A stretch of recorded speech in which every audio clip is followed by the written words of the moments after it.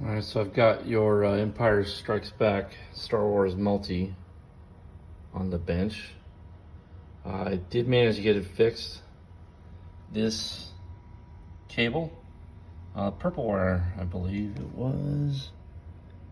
Yeah, purple wire was broken, so the pin was making its way into the other connector, but it wasn't going all the way up. So it wasn't making contact with that switch. That's necessary to change addresses. I'm guessing that's what that's for, on the EEPROMs within the sound section.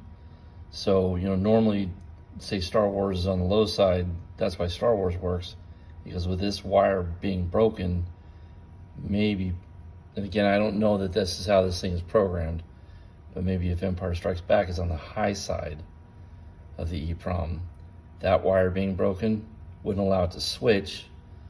The game would switch because that's a completely different subsystem, but the game would soon realize, hey, the soundboard's got the wrong software on it.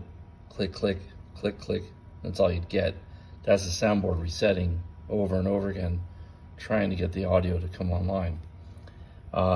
This board had a couple of bent pins. I was able to bend them back into place, and they're fine. Same thing with the board on this little daughter board on the Vector board. It also had some bent pins, and that one broken pin on that board I had to replace because I don't think it was making proper contact, and it was this very last pin right here. Very last pin. See, right there. Anyway, as you can see, Star Wars is up and running. I'll turn it off and back on again so you can hear the audio.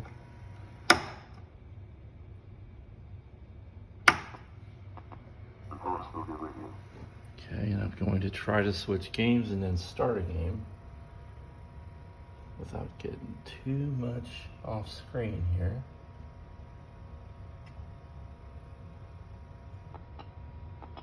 He could destroy us. Okay, as you heard, we do now have Empire Strikes Back audio. Let's see if I can start a game. May the Force be with you.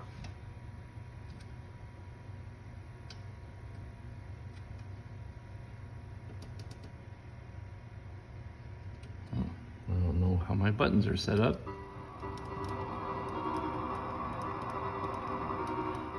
There's a meteorite hit the ground area.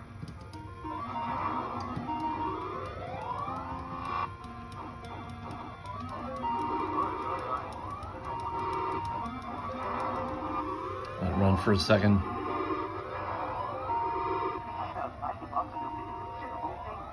This is being displayed on a black and white monitor, obviously.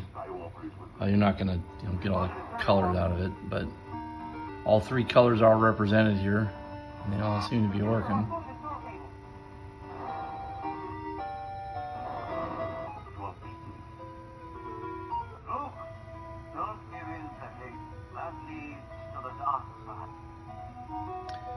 I am probably going to have to pull these off when I ship this thing back to you.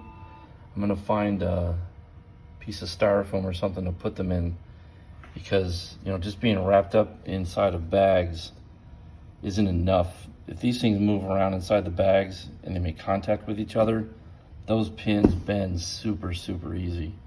And typically what'll happen, you'll get maybe one opportunity to bend those pins back if they're bent too far. Like if it's, let's say they're bent at a 90-degree angle, you get one chance with that thing. If it bends again, it's broken, and it'll probably have to be replaced.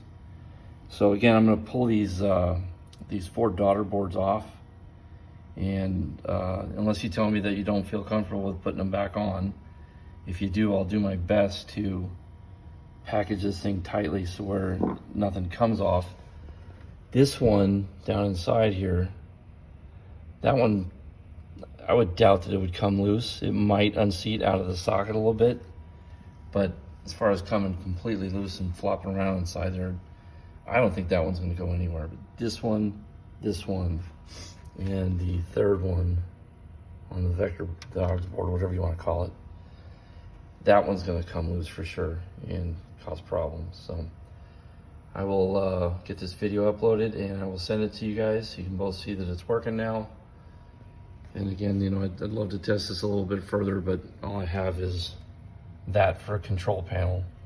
So it's rather difficult to play these games. But you did see the cursor moving, and I was able to fire a few times, so everything is good.